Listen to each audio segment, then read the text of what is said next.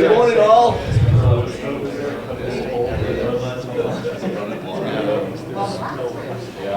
Good morning. I'm John Hotchkiss, chairman of this committee. I'd like to have introductions, starting to my immediate left. Go around the table, please. Marilyn Barton, Strafford Regional Planning. Market Rosie, Strafford Regional Planning. Dan Comeau, Strafford Regional Planning. Eric Jones, Strafford Regional Planning. Portia Gaskins, Town of Barrington. Linda Dusenberry, Department of Transportation. Neil Nye, Federal Highway Administration. Paul Lockwood, Department of Environmental Services. Steve Ireland, New Hampshire DOT District 6. Rick Healy, Strafford Regional Planning Committee. Rod Nichols, Coast. Dan Sharples, Somersworth. Ed Comeau, Brookfield. Good morning again, John Hotchkiss, Middleton. I'd like to begin with staff communications. First Marilyn and afterwards Dan. Well, we noted that next month, the January TAC meeting falls on January 3rd, so we didn't know if you guys were thinking you wanted to still have it at that time or defer it to the following week, because it falls in the week of the holiday. I don't know what everybody's thoughts were. You're good? You're all set? You're all set? New Year's Day is Wednesday, then Thursday, then we'll come here for Friday. We were covered by Anything that. else? Now, is the holiday actually New Year's Day or New Year's Eve? Which one is more? New Year's Day. Wednesday or Tuesday? Probably have to work the day. I probably have Wednesday off, maybe couldn't work on Thursday. Yeah. Okay. All right. Do you have more communications? No, I'm all set. Okay. Thank you. Dan? Yeah, one quick update. Pretty excited. We actually have a new plotter in the office, so. We haven't been able to print large format maps since about January or February, so pretty exciting. We don't have to ask Dave and other people to print maps for us anymore, so feel free to ask us for any map prints you need. Works really nicely. And I believe you can lend this out to any town that wants it for a month or two? We have tough talking about it. Tough to cart around. Okay, all right, otherwise you wouldn't. All right, fine. All right, anything else? Okay, thank you. Within your packet, there's a minutes draft of November 1st meeting. Looks like it's 2.5 pages. If you'd like to review it, then I would entertain a motion to accept it if it's acceptable. So moved. That's presented. Discussion? Okay, all in favor of accepting the minutes from the second? I'll second. I think these two right here. All right, all in favor of accepting the minutes from the November 1st meeting? Aye. Aye. Opposed? Good, thank you. We're moving on to item number 4. Doing very well here. Discussion of ArcGIS online, web maps, and web applications. Dan, please. Okay. All right, I know we've kind of talked about this at past meetings, and I've given a little demonstration to the policy committee last month, so some of you might have seen this already, but basically what we're trying to do is we're collecting all this data, and we have all these maps in our office, but really what we're trying to do is to get this data easily accessible to people who need it, who want to use it, get their hands on it quickly, be able to print it out, not have to wait on me to get it to them or come by the office to pick up the map or something like that. So what we've recently acquired is called ArcGIS Online. It's a way that we can create online web maps. And take those web maps, feed them into templates, or in this case they're called apps, applications. But I'm just going to give you a quick little run through. Give you a better idea of what it looks like, what it can do, and possibly how it could help you guys out. This is just our little homepage. I haven't put too much effort into it yet, but once we log into ArcGIS Online, this is what it looks like on our end. So I'm just going to jump right into our gallery, it's called, which is where all the web maps that we've created so far are stored. you can see, we've just got a few different pages of maps I've started tinkering with. Some of them are gonna hopefully be used by communities, and some of them are definitely gonna be used on our website, which we're trying to revamp right now, update. So, started in, created a few maps. One example that I'm going to be using throughout this is going to be our Durham Trails map. We started working with the town of Durham to collect their recreational trails. They want to do some brochures, have some maps available at some kiosks with the trailheads for their certain trails. But one thing that we propose to them is to use RTS Online to create an online web map for them. So I guess I'll just dive right into this example right here. This is, again, what it looks like on our end. This is where we have full control to add layers, remove layers, change the way they look, configure different things like pop-ups, pop-up windows.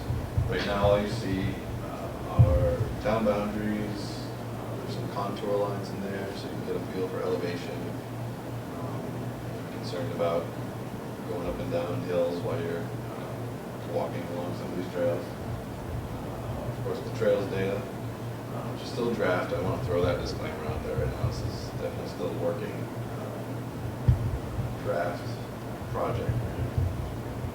And some conservation lands data. So basically, the real power of this comes where you don't have a static map. You're not just looking at a little fold-out map, a little 11 by 17, a little brochure that you're taking with you. This is something that you could view if you have your smartphone. You can have this up on your smartphone and be looking at wherever you're walking. Let's just zoom into an area, kind of pick away at it a little bit. This is College Woods in Durham. Pretty significant network of trails, as you can see. But what you can do is, if you click on on one of these trail segments, up pops some information about it. Again, it's still draft. We're going to be populating more of this, but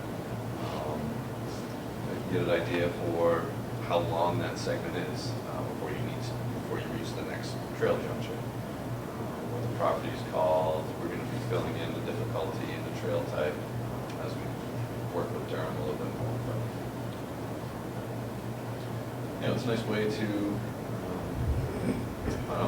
have this data available with you while you're walking, or if you want to do some research before you go, you can pull it up on the map and zoom in, zoom out. You can go to different areas of Durham. Figure out you don't want to hike in College Woods, you want to go check out Foss Farm or something.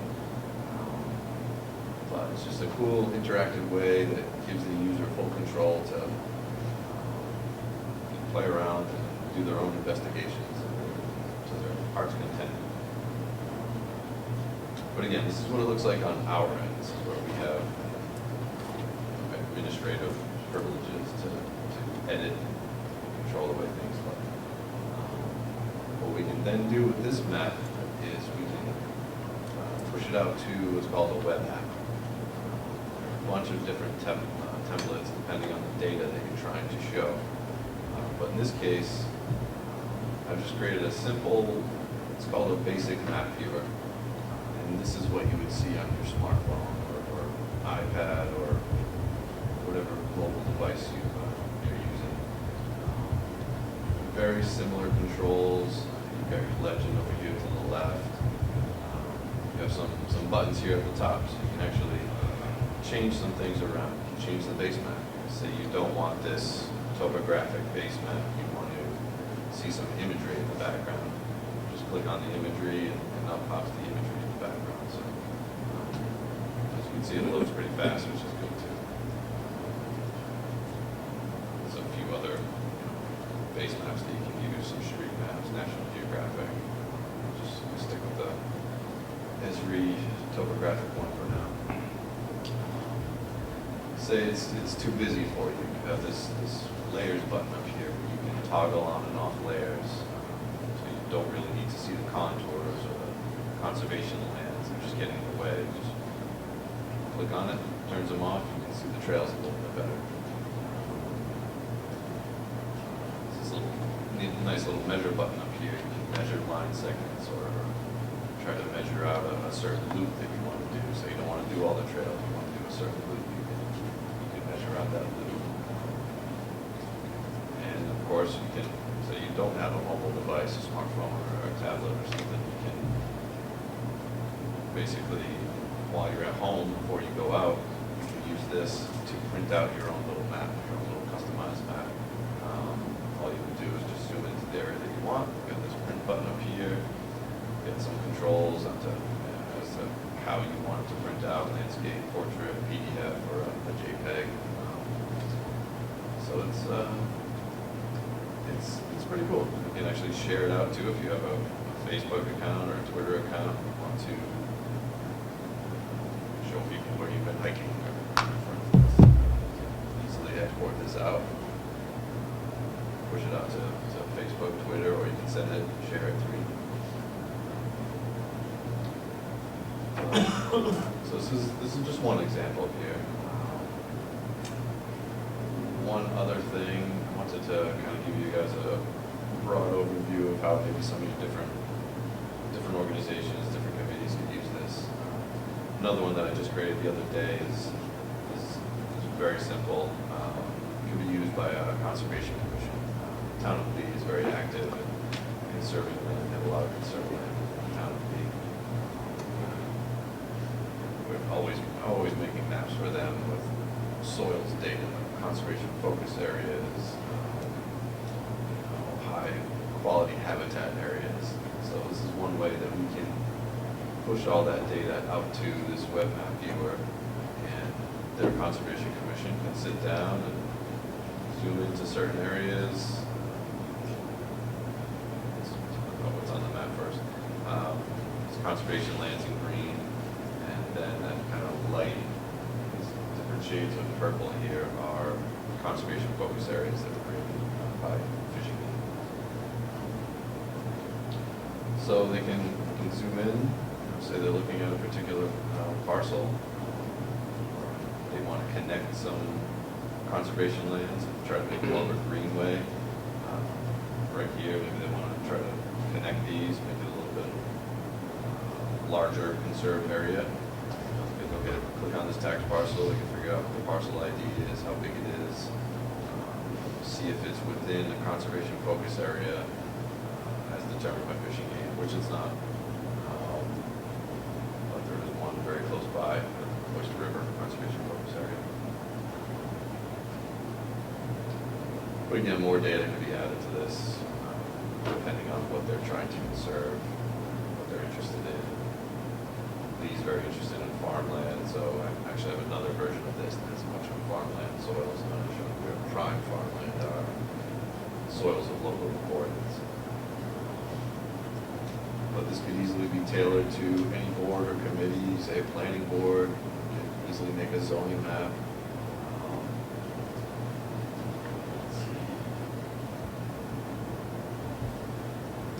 But yeah, for now we're just kind of still building things, still creating. We actually only had this for about a couple months now, so Mark's actually working on he's going to talk about it a little bit later, the annual listing of obligated projects, but he's starting to tinker around with it too. So no, that's just done with ArcGIS desktop software. But again, something like that, we could easily build an online map that you could pull up a projector on a laptop right in your meeting. It was really helpful because he overlaid the conservation land and did map and lot numbers and acreage, and it's just very helpful. Yep. Let's see, another example that kind of gets away from this basic map viewer is something that we've done for our SEDS document, our Comprehensive Economic Development Strategy. This is a web app that can compare multiple maps side by side. So what you see here is, on the left in blue, you have per capita income data for the SEDS region. In the middle, you have median household income, and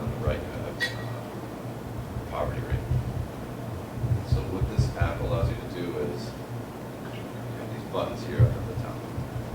It allows you to synchronize them or not synchronize them. So what that means is you can move one around, zoom one in without the others moving.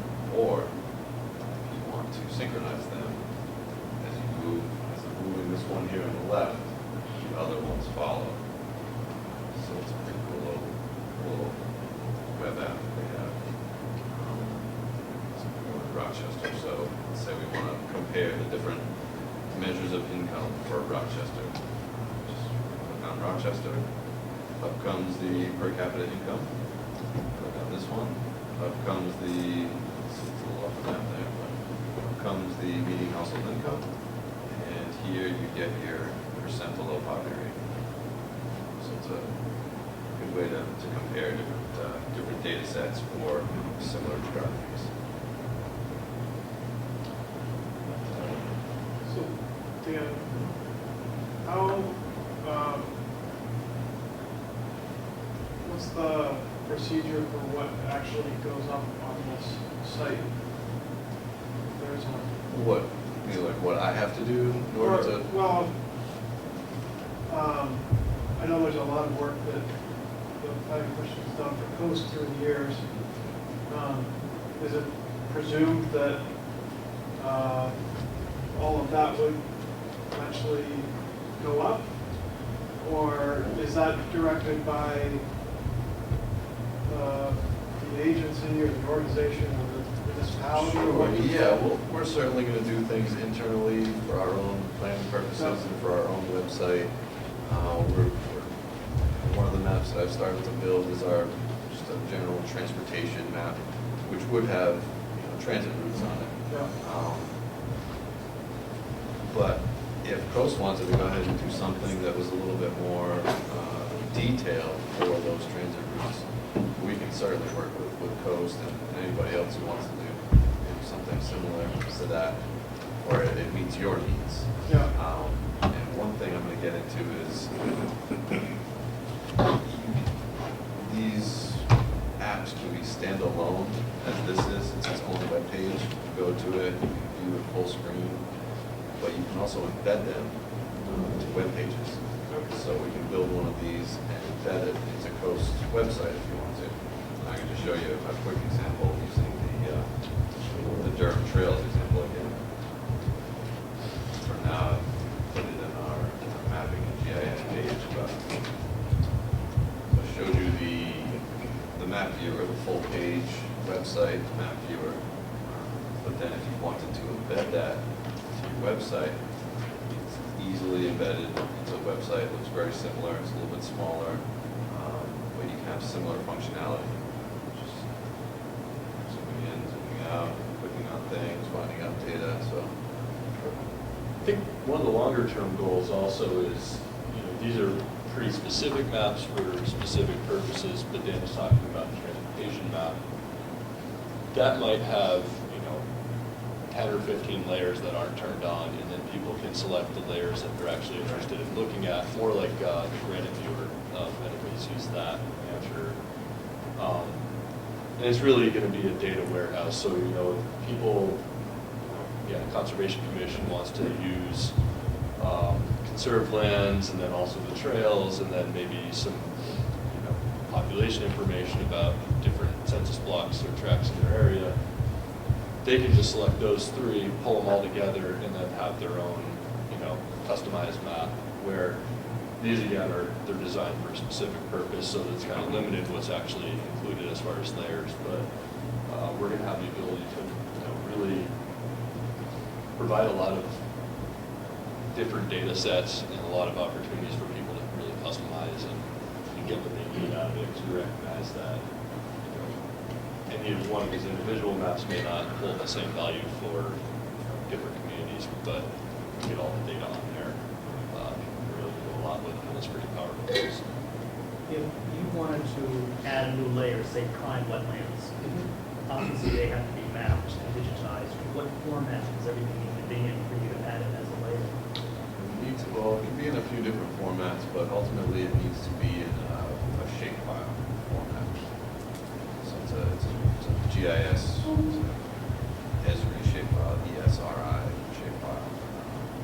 But I can convert different types of formats to that file that I need. It could be a Garmin GPS file, it could be a CAD file from a CAD drone. Google Map or Google Earth. Yeah, Google Earth or Google Map file, I can convert that to a shapefile. So it's not a big deal. No, it's pretty flexible. A lot of the data is collected already in those file types.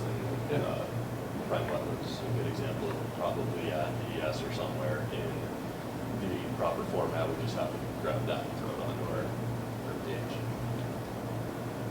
So do you get any information about who's using, who's accessing it by how many kids? No, I don't know of a way to do that.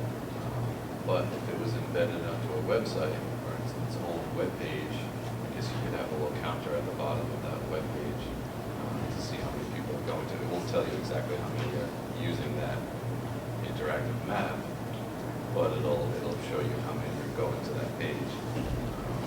Yeah. Sort of. Yeah.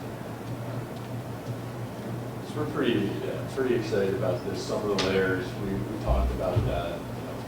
Hopefully at some point we get this trail mapping thing out to the whole region. Again, we have a way that volunteers can collect that data pretty easily that we talked about in past meetings. And they just have to ship us the data and we can throw it right on the page and have new trails going up. It'd be great to cover it for the whole region. It can certainly be done in a piecemeal kind of way, but some of the other things we're pretty excited about is the culverts. Hopefully we're going to be doing sidewalks soon as part of another project.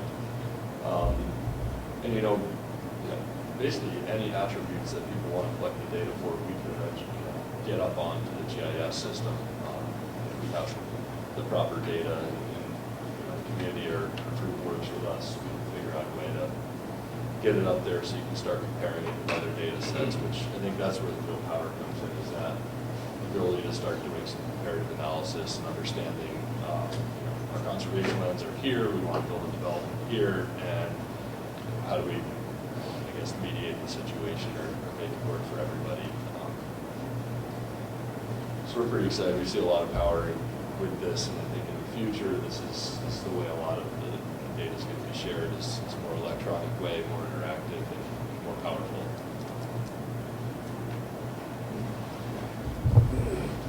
Have you, look at the trails, have you tried contacting the ATV clubs in New Hampshire?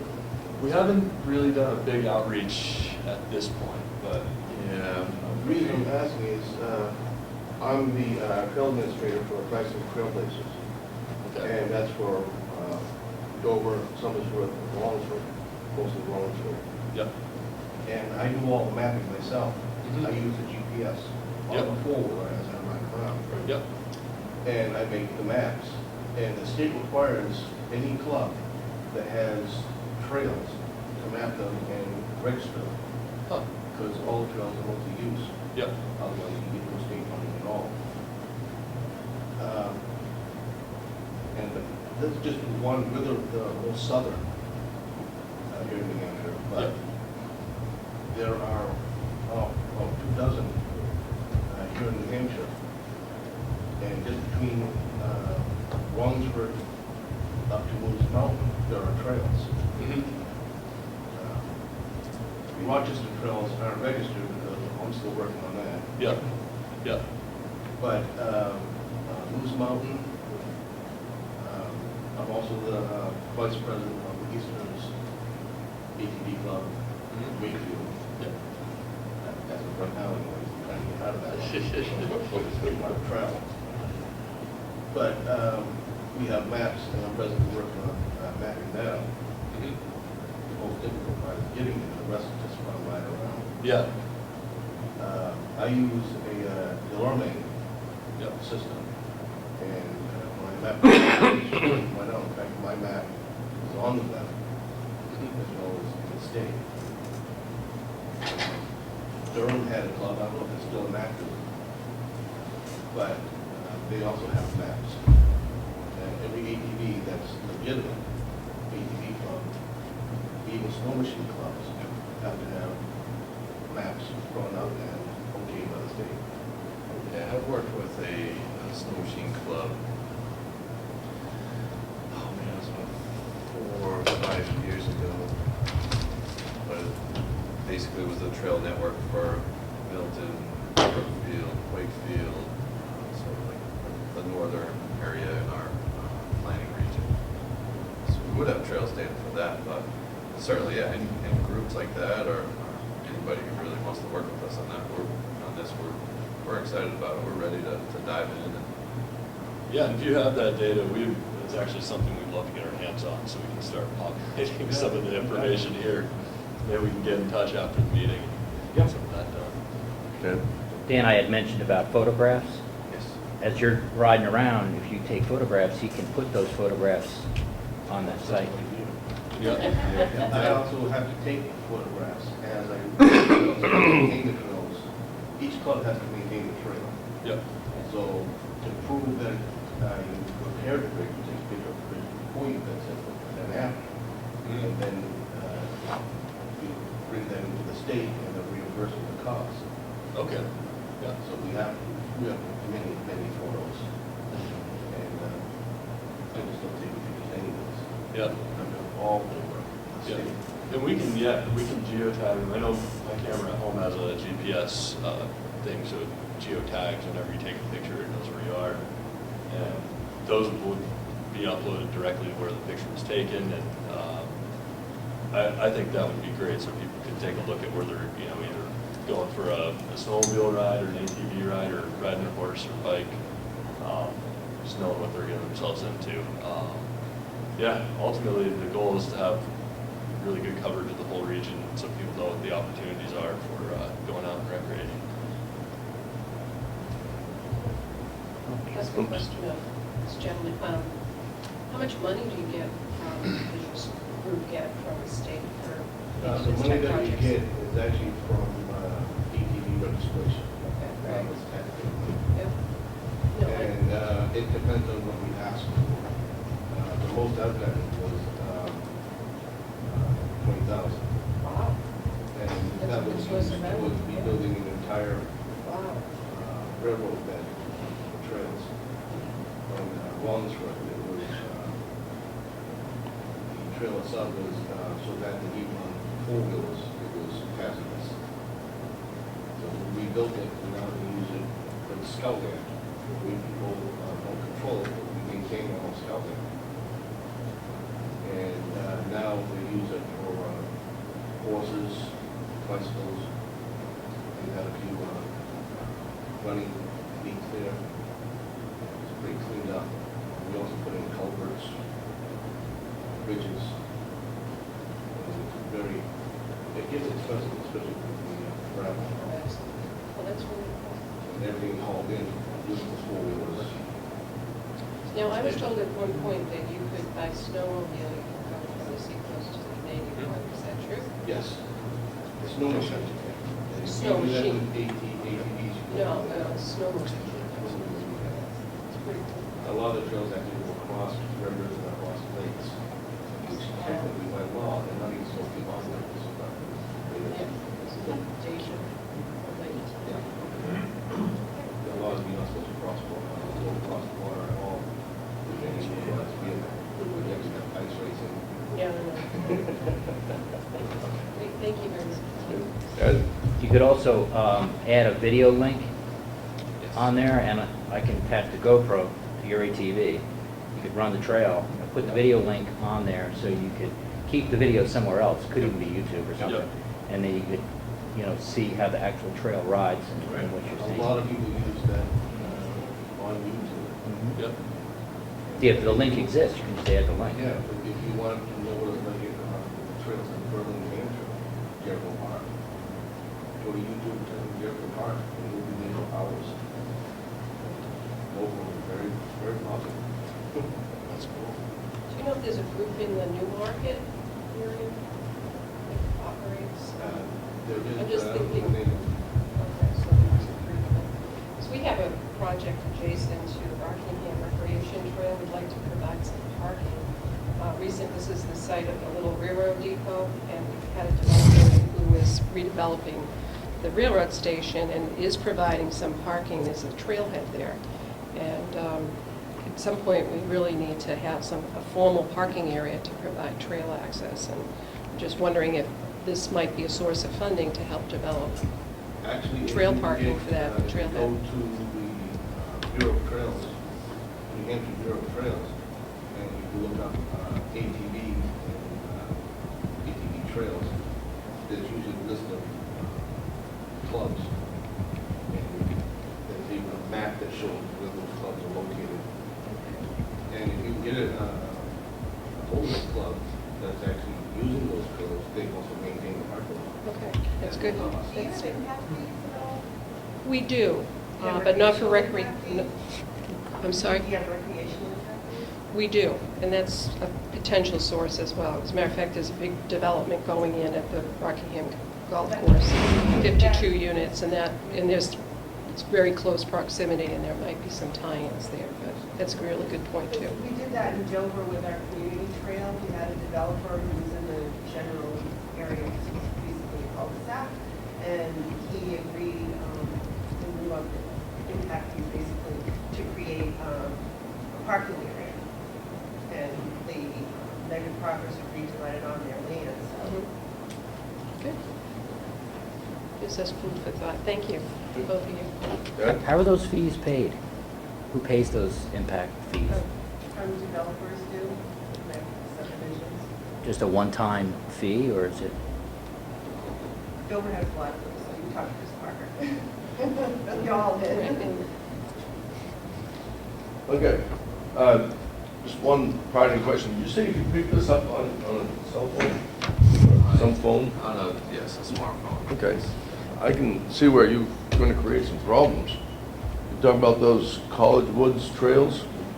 I can envision a nice warm day, a guy and a girl are out there walking, and the guy says, I think we're lost. We better sit down and rest. And the girl takes out the phone and says, oh no, look, I've got this map. I know exactly where we are. Wow, boy.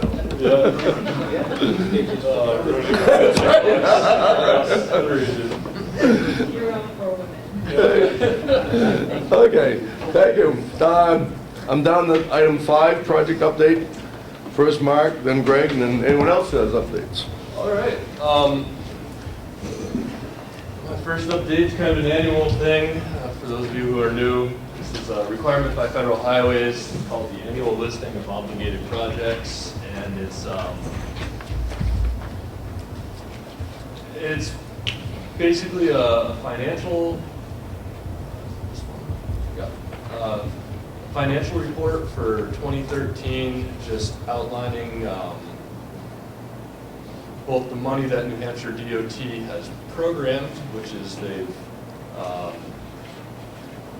programming is basically saying in the future we are committed to paying this much money for a project versus how much money was actually obligated in the year that the funding was programmed. So obligation is we formally commit this money to this project. So there's the program, which is a promise of future funding, and then the obligation, which is the actual commitment of the funding. So we do this every year, basically using the same template as last year. I only printed out a few copies of the document. A lot of folks have seen it before. The document has not changed a whole lot since last year when we did the full update. Basically, the executive summary goes through, talks about what I just spoke about. These are planned expenditures and schedules versus actual obligations of funding. We'll talk about the legislative authority for why we need to do this, how things have changed in map 21, or moving ahead for progress in the 21st century, the new transportation authorization from 2012. And it really hasn't changed the rules from the previous transportation authorization. So just give a little background about the region, the communities that we represent in the region, and the area that we're discussing funding for. We have a map of the region in relation to our neighboring states and other parts of New Hampshire. And then we move on to talk a little bit about the obligation, what exactly it is. We talk about some of the plans that this information comes out of. So funding to be programmed in either both the Metropolitan Transportation Plan, which is basically 2013 through 2040 at this point. It lists all the projects that we anticipate for the region or think need to happen in the region. New Hampshire 10-year transportation plan, which is a state-required plan. We're actually finishing up that process now. I think there was just a transmittal letter sent for the 2015-2024 10-year transportation plan. This includes 10 years of projects from 2015 through 2024. And then we have the Transportation Improvement Program, which is 4 years of projects, and this is 2013 through 2016. So you can kind of see how they all kind of add up into one list. The long-range plan has this entire triangle, 10-year plan has that, the top 2 segments, and then the TIP, Transportation Improvement Plan, has just the smallest, the first 4 years of projects. Then we talk a little bit more about the rationale or why we have to do this, and what the requirements of the annual listing of obligated projects are. So what we need to show within this document.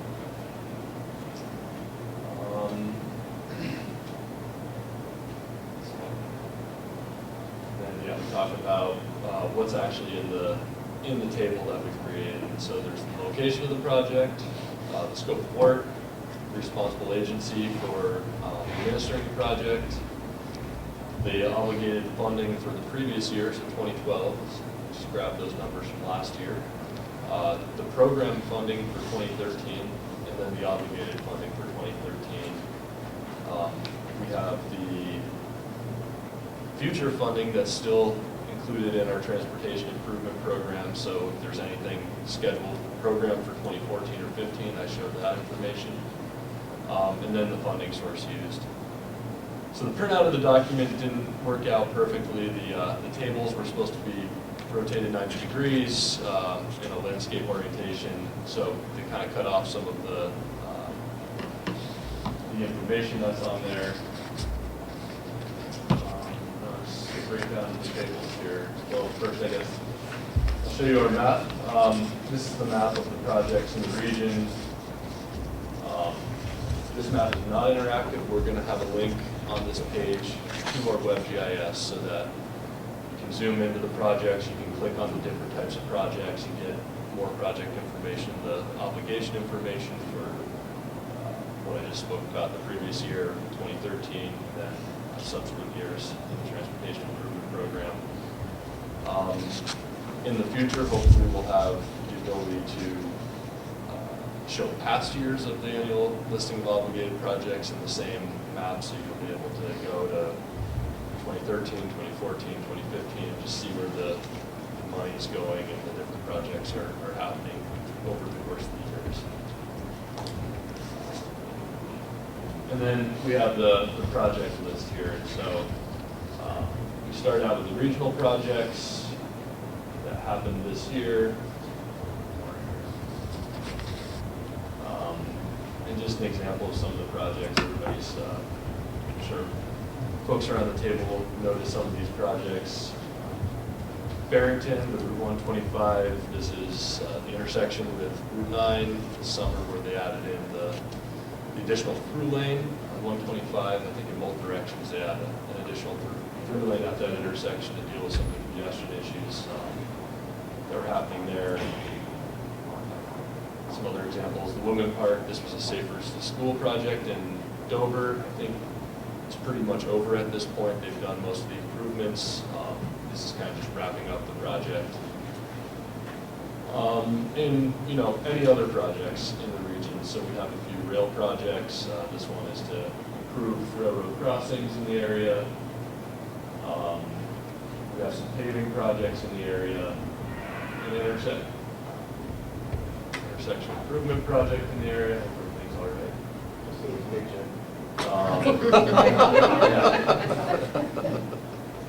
And so we go down and basically we outline all the funding that's been spent in the Strafford region.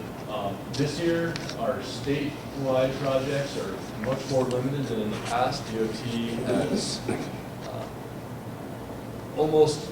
has almost completely got their resource management system, which is their new database for all the projects and all the accounting information for the transportation projects.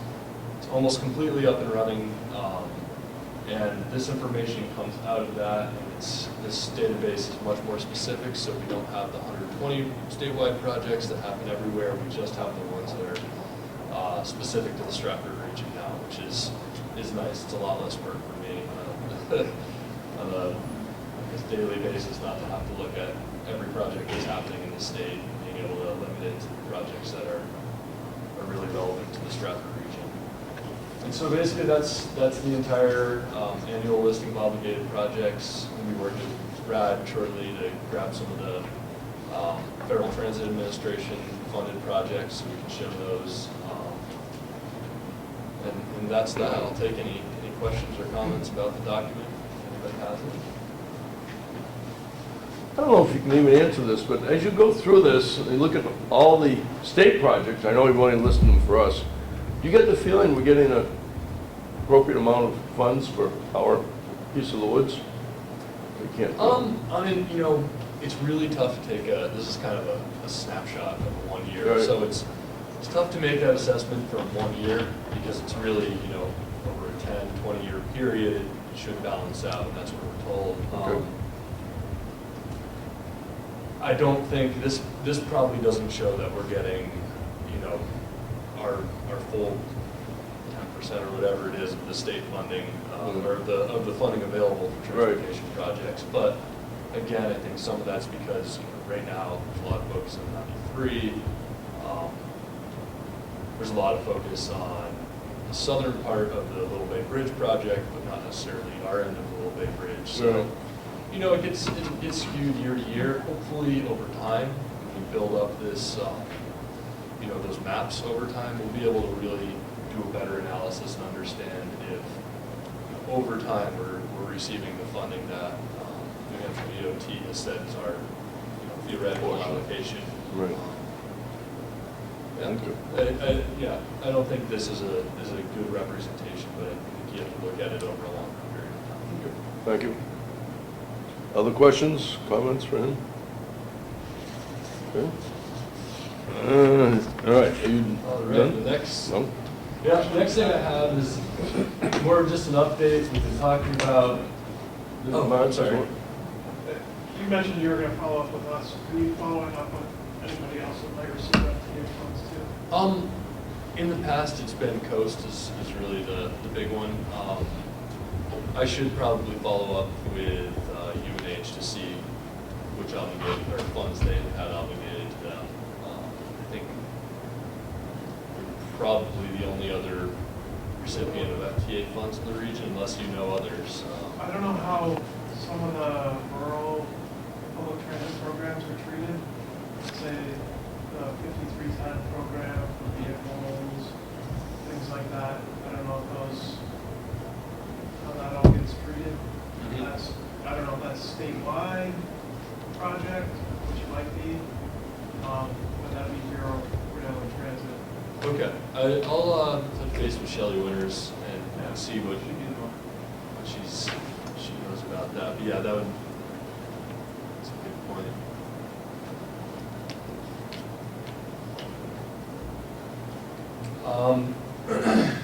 This is a project that we've been working in collaboration with Southwest Regional Planning Commission and Central Hampshire Regional Planning Commission on for about 2 years at this point. Kind of whenever we have a little bit of time to work on it, and we are close to getting the final draft of the Park and Ride Toolkit document wrapped up.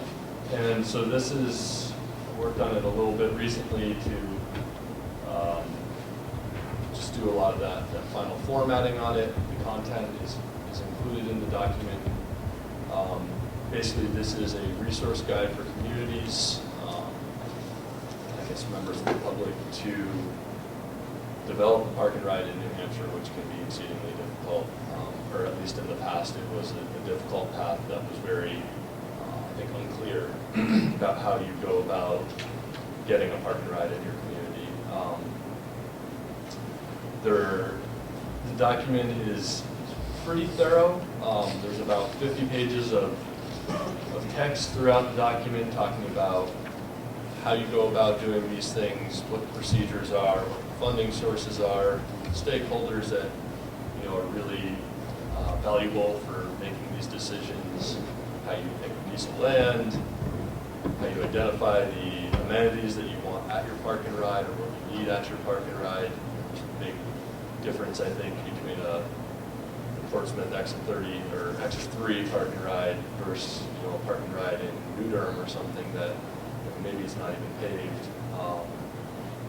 So it really goes through the whole variety and scope of different types of park and rides and how to go about getting a park and ride in your community and understanding what the needs are of your community. So once again, we go through a lot of different parts, and then I'm not going to get into too much of the meat of the document. I hope people do go online and look at it and provide us some feedback, but I did want to go to the toolkit section where these are the actual tools that we've created and have borrowed from other folks. So I'll start with this, the Forming and Park and Ride Task Force. This is just a one-page sheet on who are the types of stakeholders that need to be involved in this. How do you, and this is really to help you become organized and make sure that you understand that we have the people we need to talk to for this process. Moving down, we have funding sources. We create a long list of potential funding sources for both planning and construction of park and rides. Some of these funding sources historically have been used in New Hampshire, like congestion mitigation and air quality to create park and rides, but some of them haven't been used, but there are opportunities for communities to access these different types of funding. We go into local funding generation. How do you do, what are some of the techniques used around the country by states and municipalities to generate funding for the long term? So these are different ideas about on a more local scale, how you get that funding to do long-term maintenance and operate your park and ride. We really go through a lot of different things in this document. Here's something about understanding, traffic growth and congestion over time, how to make these assessments. There's a lot, there's a ton of information here. I really encourage communities that are interested in the park and ride to look at this document and be happy to take any feedback that's available or that anybody has. We're going to be posting this on the website in the short term, and we look forward to hearing back from the folks. How soon do you think it will be on the website? We can have this up pretty quickly. I just wrapped up all the formatting and some of the different things yesterday or 2 days ago, so I'm waiting to hear back from JP Mack at Southwest Regional Planning Commission, and then once I hear back from him, I hope to post it for some public comments. It's not something that necessarily needs to be approved, but we want it to be useful, so if folks have feedback, please submit that to us.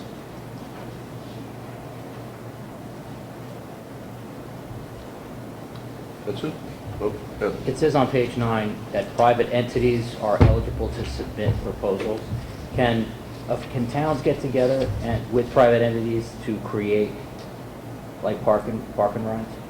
Oh, absolutely. And get funding for it? Yeah, that's really what this document is aimed at, is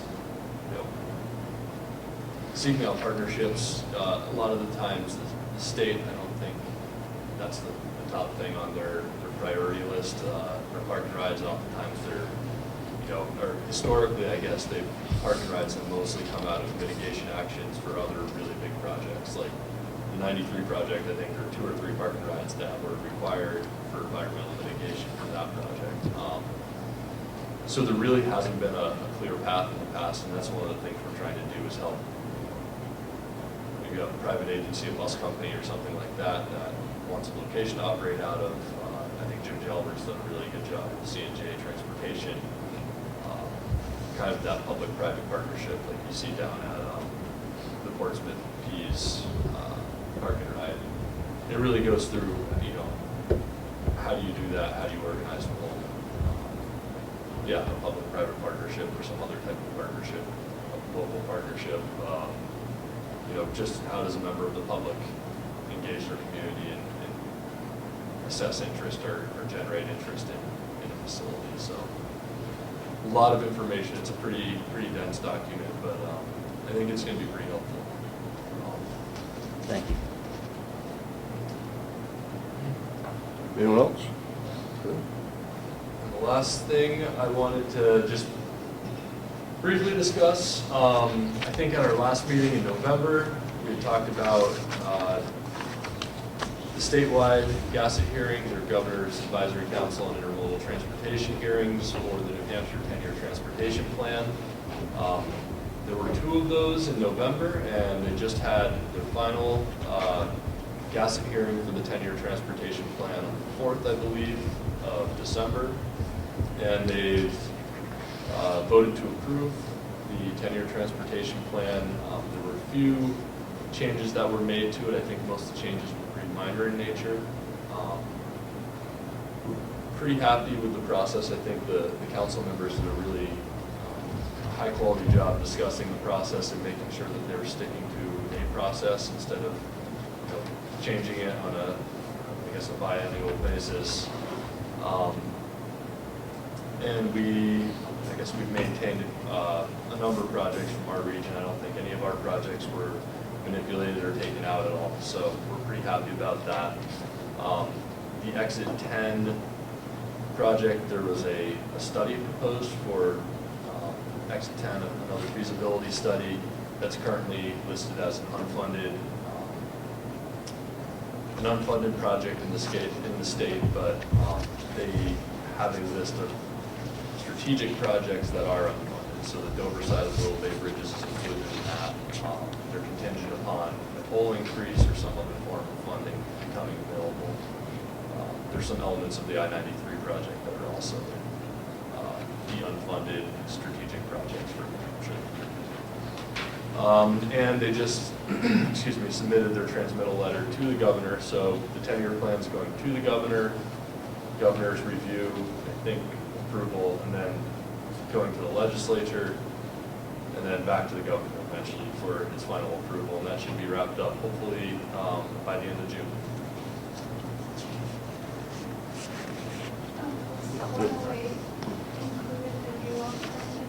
Yes, yeah, that's in the list now. Something that the Transit Association and folks working around community transportation at state strategically sought was return of state general fund revenues for community transportation back to 2009 levels, which was just under $190,000. And the transmittal letter to the governor from the executive council supports that. But that would take an action by the legislature. So that's not, because I remember them talking about that specifically at the meeting, that they all were in support of it. I didn't know if it was included as a standalone project or anything. No, it's just a recommendation. It's just a recommendation, okay. Right. That's good anyway, I guess. It's better than no recommendation, but it's nice to see that reinstated. Right. Anyone else? That's it for you? I'm all Thank you. set. Greg? Hand it over to Greg now.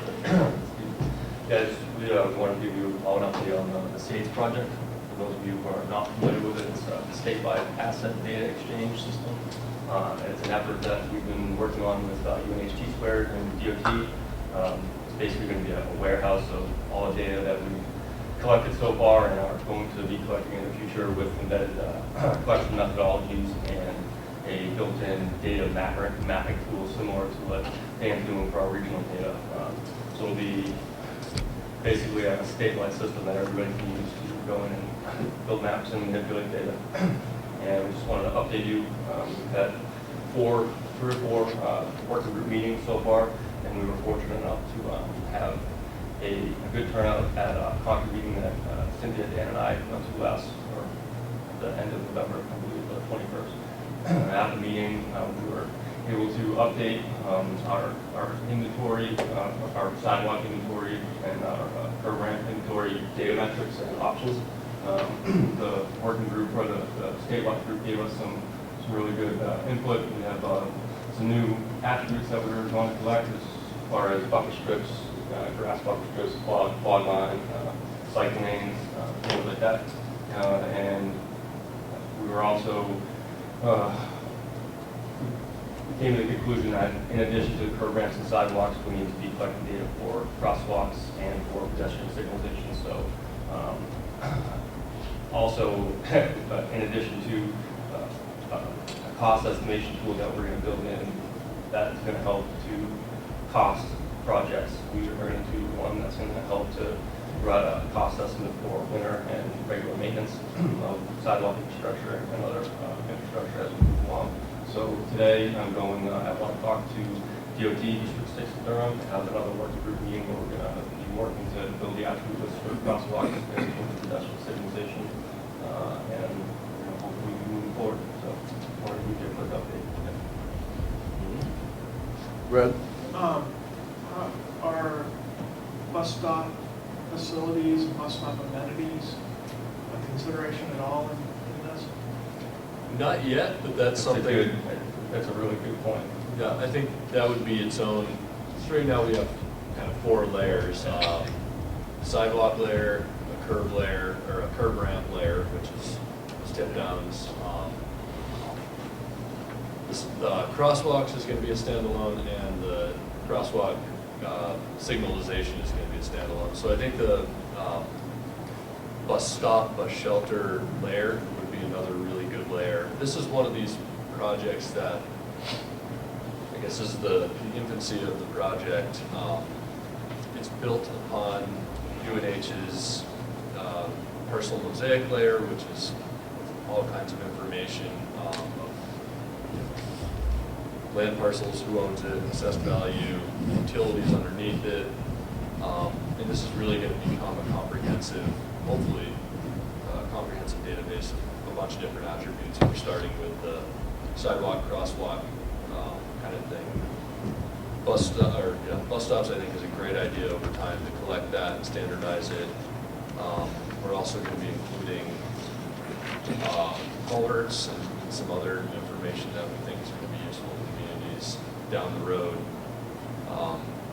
So starting out here, this is really, I guess really the goal of it is there's no standardized way currently across jurisdictions to collect this data. So in the past, people have been, you spend your money to do a sidewalk inventory or something like that, you have your own methodology, get your own data set, and it's really not applicable anywhere else except for in that one specific study. So the goal of this is really to standardize the collection process. People can do it on their own time scales. Still, there's no reason to force anybody to go out and collect the data, but if people are collecting the data, we're asking that they use this as a basis, and they can do above and beyond this. It's not a problem at all, but at minimum, when they collect the data, we hope that they collect this information so that we have a standardized data set that's comparable across jurisdictions, so we can make actual assessments of conditions and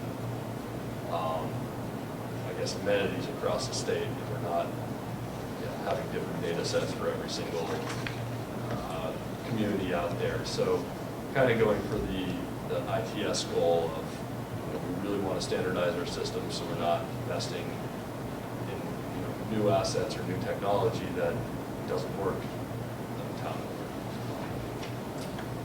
Yeah, but I like the bus stop idea. I think that's something we need to write down and make sure that we have that in the future. At the meeting, that was one of the ones that was addressed as next on the list. Yeah. But the group as a whole wants to make progress. So centering on the sidewalks and those 4 attributes, and the cost comparison will create a product, and then the bus stops would be the next, a very likely scenario going forward with an additional attribute. And again, this data is going to be available. Some of the parcel mosaic data is somewhat sensitive, so it's not going to be available to the public, but communities for specific projects are going to be able to access this. And I think government entities are able to access the data for certain purposes. But the sidewalk inventory and all of that information, number one, we can have it on our GIS online.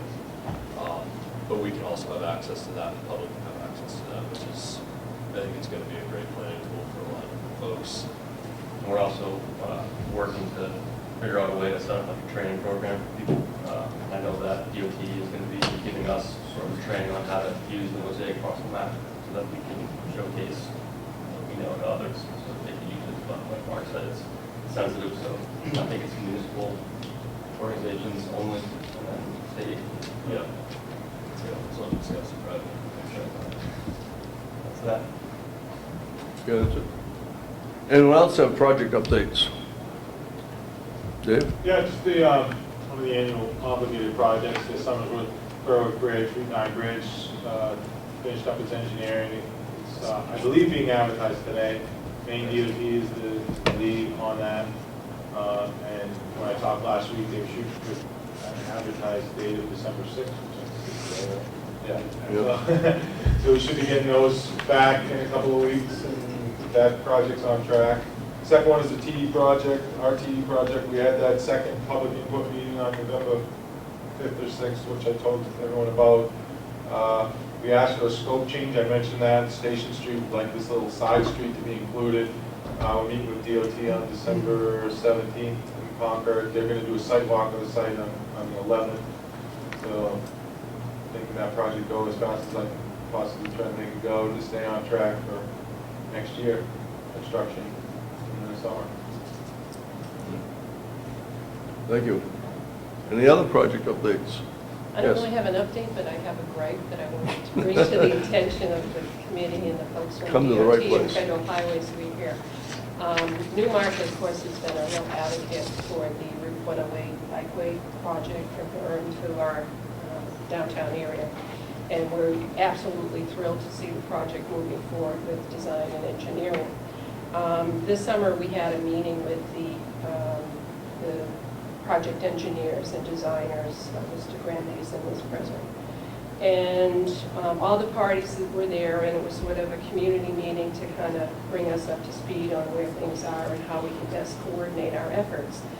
And we found out at that meeting that the drainage system that they're planning was in conflict, if you will, with the town's water and sewer lines on North Main Street. And we were told that, normally DOT or Federal Highways would pick up the cost of relocating those utilities. And we learned at this meeting that because the infrastructure was old, over 50 years old, we were told that DOT and Federal Highways could not pick up the cost.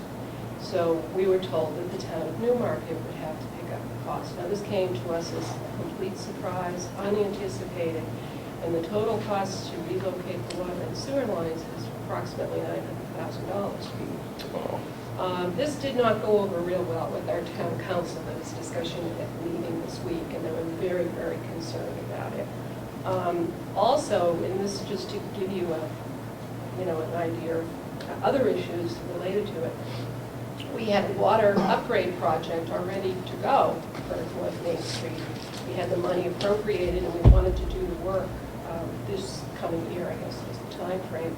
And we were told at that meeting that, no, we can't do our water upgrade project because we have to wait until this project comes to fruition so it can be coordinated. And this is an important economic development project for the town of Newmarket because we're trying to redevelop a site north of the town. But I just wanted to share this story that, it's important that people in the communities at the local level, we know up front what kind of costs are going to be coming our way. And that's a big chunk of change for the town of Newmarket to bear 1 year. And it's something that has to be appropriated, or else the bike lane project won't go through. So I just wanted to share that story, and I don't know if anybody has any influence in this room that can, maybe, really? That sounds really similar to Dover having to move a sewer line or whatever to Yeah. accommodate the bridge project that never came up during discussions. Absolutely, yeah. $1 million. So, and it was $900,000. Of course, the town was gonna do the water main upgrade anyway, so, okay, we're okay with that. But the sewer upgrade, that wasn't planned, and that wasn't part of our plan anyway. So, anyway, just be aware of hidden costs, I guess, is my message. And if there's anything that folks can do at this table to, maybe bring it to the attention to the powers that be, that really is a major impact on a municipality like a small town like Vermont. The city of Rochester, when they were doing SC 13, ran into the same thing. They had to move some water lines. You might want to check with the city manager. There's going to be some record on it. I was on the council at the time. And I don't remember too many details. But we, the city of Rochester went through that, and it worked out well for us. I don't remember the details. It's on record. We don't do the contract. Thank you. 900,000 is a lot of money. All right, any other project updates? How about any other business to come before us? Mark, I think you're first. Yeah, I have a quick one. Starting to get into the Grand State Futures transportation appendices. Really at the infancy stage, doing that right now. We have our outline together. I've started to work on some of the sections. Just very superficially doing research. We are going to be looking for 3 to 5 TAC members to serve on a subcommittee to help us make decisions about, are we going in the right direction with this plan? What information is most important to the region for the future?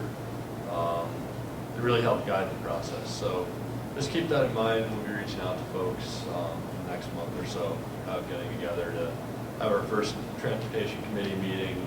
But yeah, small subgroup. Shoot me an email if you're interested in participating on the subgroup. Please. I think we've talked about it in the past. It's just been so long that I want to make sure volunteered that. for something, and I Yeah. haven't heard anything about it. Yeah, I it's- think maybe that was it. It's been a back burner thing for a little while. A lot of stuff to be taken care of. So. Do you know which chapter she appendices? I think it had to do with transportation. It might be the transportation chapter. I think it was from the spring or something. Yeah, right? exactly. Yeah. It's been a while. Yeah. But yeah, we'll be just reconvening and trying to reach out to folks to get a group together, guide that process. It's going to move very fast because the draft plans due.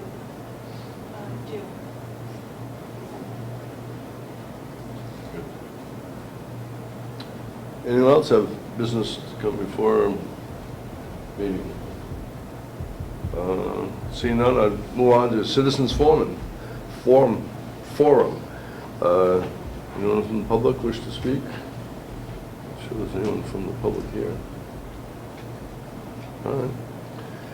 Seeing none, I'll ask for motion for adjournment. Motion, do I have a second? Good. Discussion? All in favor of adjournment? Aye. Thank you. Have a very nice month, and we'll see you on January 3rd. Okay. Thanks.